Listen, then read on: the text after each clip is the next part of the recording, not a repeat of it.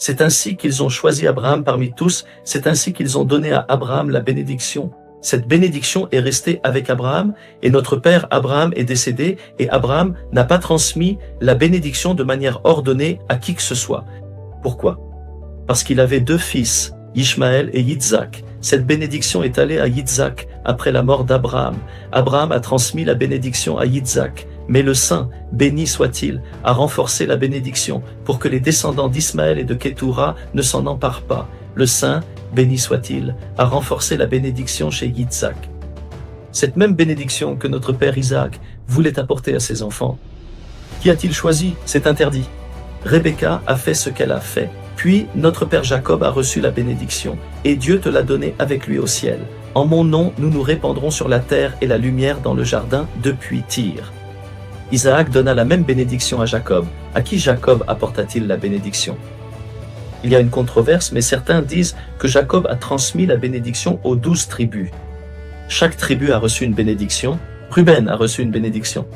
Le caractère de Ruben, tous ceux qui ont ce caractère ont reçu la bénédiction. Siméon a reçu une bénédiction. Tous ceux qui ont ce caractère ont reçu la bénédiction. Chaque tribu a reçu les caractéristiques. L'un ressemble à l'or, un autre au serpent, un autre au lion, un autre à... Chaque animal à la gazelle, chaque tribu a reçu une bénédiction selon sa nature. Selon les forces de l'âme présentes, ainsi selon Maïmonide, Jacob notre père a réparti les bénédictions. Selon un autre avis de Maïmonide, Jacob notre père a donné la bénédiction à la tribu de Lévi. C'est la tribu de Lévi qui a reçu la bénédiction.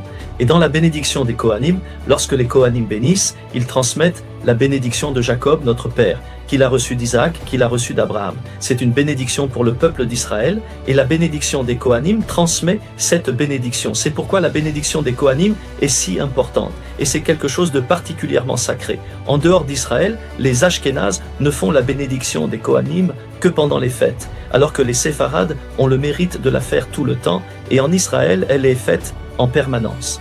La bénédiction des Kohanim est la plus puissante, et c'est la tribu de Lévi qui a reçu la bénédiction des Kohanim. Il y a une troisième opinion, selon laquelle la bénédiction viendrait de notre père, le vaillant Joseph le Juste. C'est pourquoi une personne bénit ses enfants, en choisissant Dieu comme leur protecteur et comme l'ange rédempteur. La bénédiction d'Éphraïm et de Manassé, c'est la bénédiction que le Père donne à ses enfants, et c'est la bénédiction que nous avons reçue. C'est la bénédiction que nous avons reçue, et cette bénédiction, nous la transmettons à nos enfants.